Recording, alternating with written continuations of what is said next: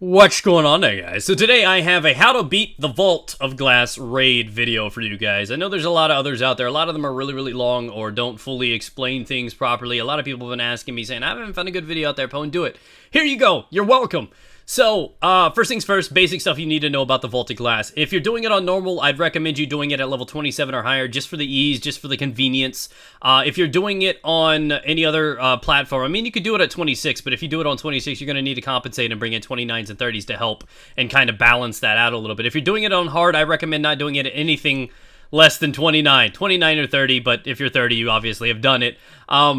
That being said, for the most part, if you're doing these classes, Hunter, you should be Gunslinger. If you're Warlock, you should be Sunsinger. And if you are Titan, you should be Defender. Other than that, go in there with the highest levels you can. Now, for those people that are saying, oh, I don't have any friends to do this with, I haven't been able to complete this yet, down in the description below, I have a conveniently placed Bungie website thingy that has a group of all of our guys. We have over 1,000 members on there, just like you, that are trying to get together and try to get people to do raids and Tiger Strike playlists and everything like that. So all those people that are like, oh, I don't have friends, boom, you're welcome. Put a gift bow on it. Next, moving on out. This is the first part of the raid. As you can see that I'm kind of dancing around. You have to build a pillar. That's right. Now this thing, it's like Jenga. It can easily fall apart if a Praetorian steps inside of one of these three plates.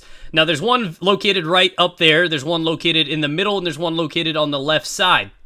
Now, with that, you pretty much want to pair people up. You need to have like a buddy system, 2 people on each one of those, and keep the Praetorians out, use call-outs, use communication, and it's very easy to do this part. Generally, you can do it. I think it takes about 4 or 5 minutes straight until it goes from 0 to completely erected, and it's a world record.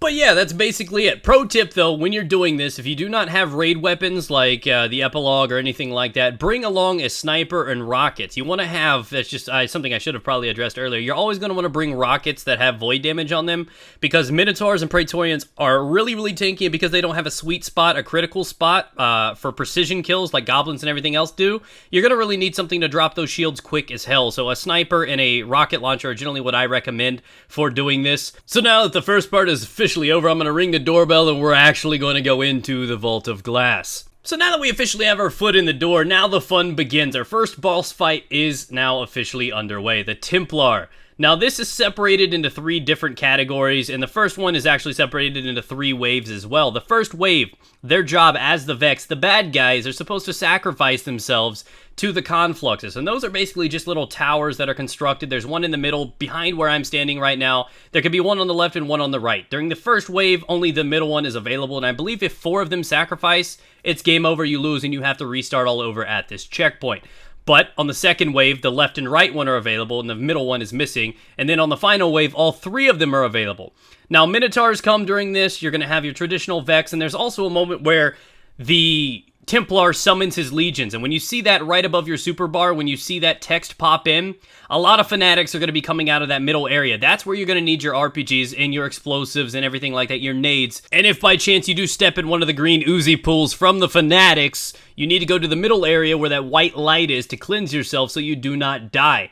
Basically, that's the gist of this. Complete all 3 waves and you move on to the next phase, which is the Oracles. So finally, we get to break the easy part, the Oracle part. Now this one's just time consuming but fairly easy. You see these little yellow cubes of death right there? Those things, those majestic noisy things, you have to kill. There are 7 locations during this event.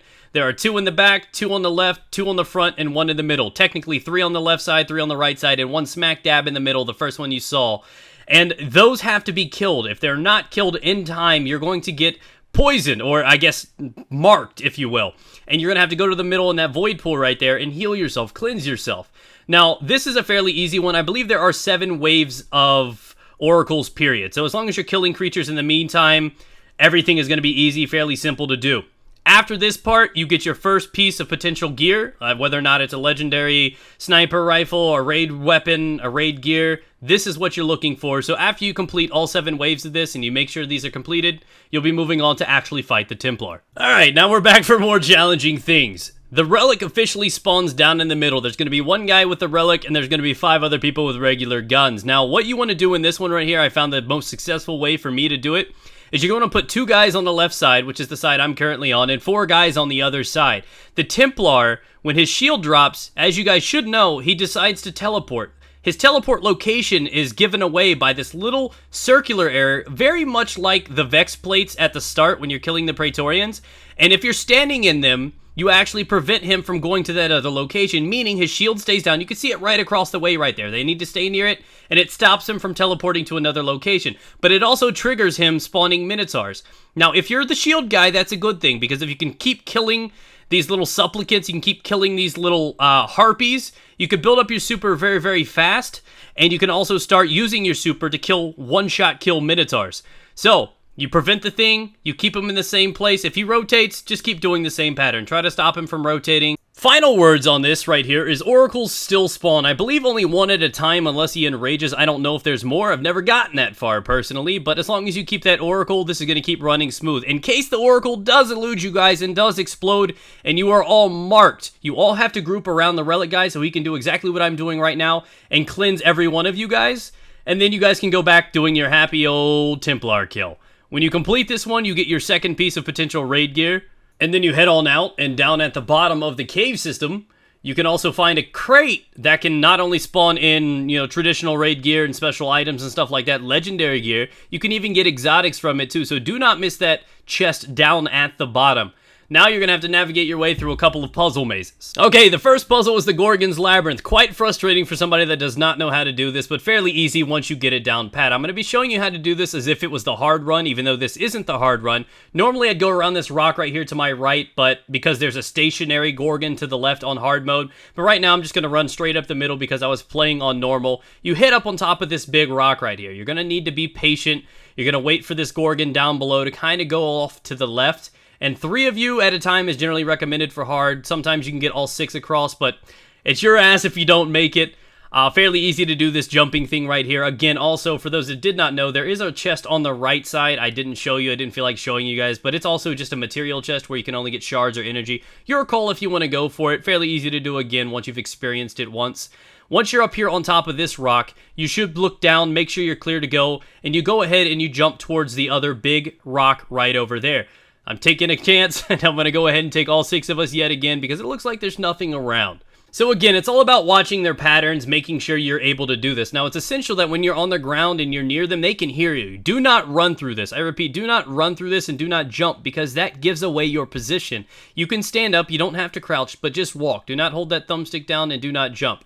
We see this guy is actually sneaking around. We're going to actually follow the leader. We're going to let him get a little bit around there, and we're all just going to drop and follow him to the exit of the Gorgon's Labyrinth.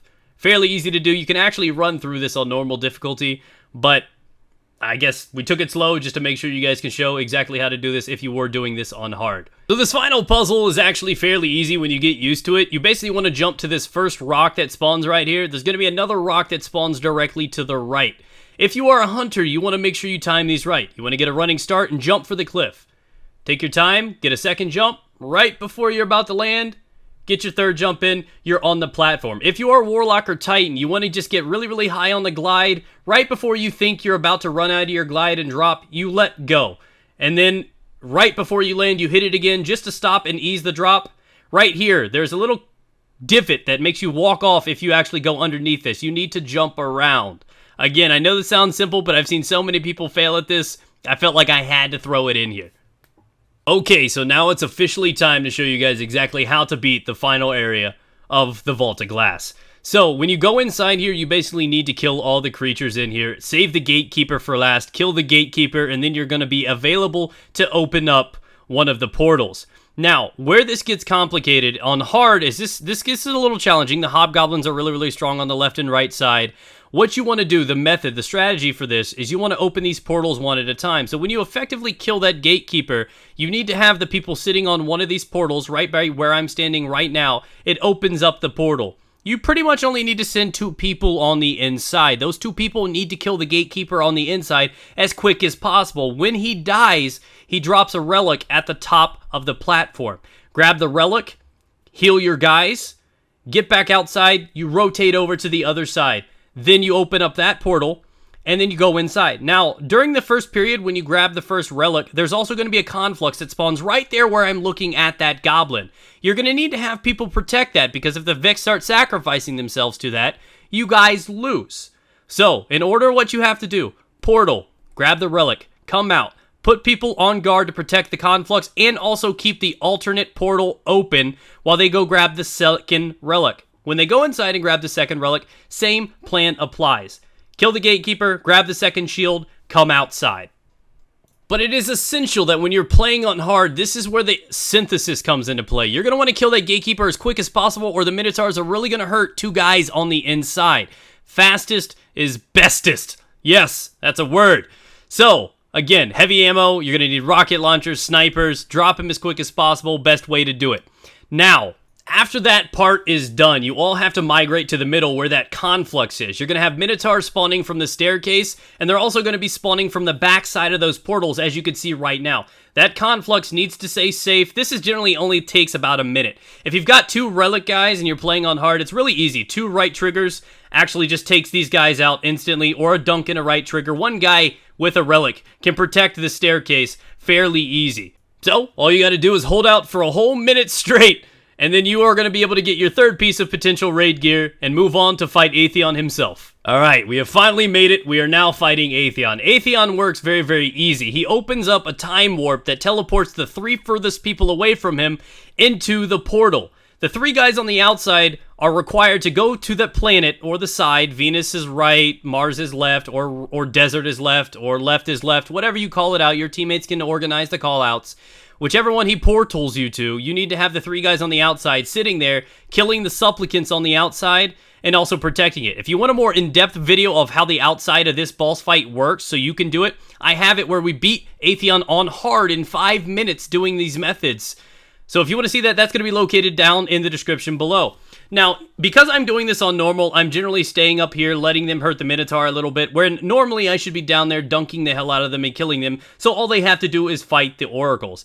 The inside is definitely the hardest part of this whole thing. Hopefully you have some really, really skilled players capable of killing the Minotaurs, or at least weakening them so that the shield guy can take them on himself.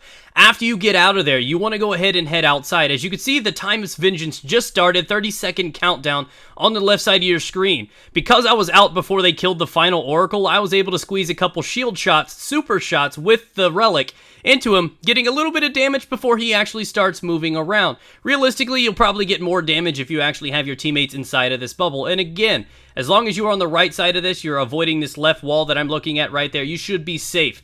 When this is all said and done and the time is about to skip and run out, generally around the 5 or 6 second mark, you all run away. The three guys stay on the outside, go to the left or right. The three guys that are supposed to be teleported in, go straight to the back door, back to the original spot. If all is done correctly and you guys are actually tearing into Atheon, you have strong weapons, you're all high levels, this should only take 3 to 4 teleportations or runs at a time. And it should be fairly easy for most of you to do. Now that you guys have a guide, hopefully you've learned something from this. Let me know if you did. With a good group of guys, beating this on normal should take under an hour to do. The whole raid should be under an hour. Now, eventually, you know, first time it's going to take a little while. When you start doing these, it's just going to come by smooth and easy to do. So hopefully, again, I want to remind you down in the description below, if you're looking for people to play with, I have a group set up for you guys to meet other people. This eHarmony in this bitch. And you guys can get these raids together with other people just like you on your platform. Also, if you need to know how to do the outside of this boss fight, I have a video down there in the description as well. Please leave a like. A lot of time went into creating this video for you guys. Have a great day. Good luck. Go get some Mythoclast, guys.